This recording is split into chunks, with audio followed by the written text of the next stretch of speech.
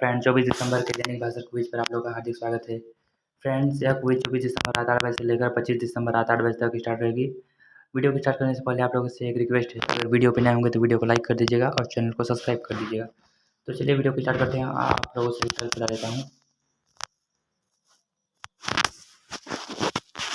सबसे पहले मैं अपने में गलत टिक करूँगा, फिर आप लोगों को 10 सेकंड के अंदर में सही उत्तर बता दूंगा। तो वीडियो पर बने रहिए।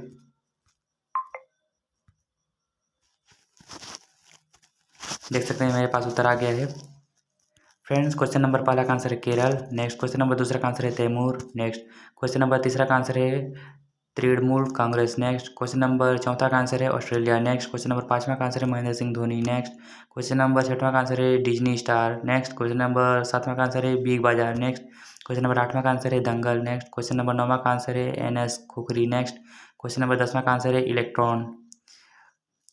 फ्रेंड्स इस वीडियो को अपने फ्रेंड जोन में अधिक से अधिक शेयर कीजिएगा ताकि वे भी अच्छा खासा रिवॉर्ड पा सकें। वीडियो को पूरे देखने के लिए धन्यवाद। और मैंने अपने वीडियो के डिस्क्रिप्शन में मौज ऐप का लिंक दे दिया है।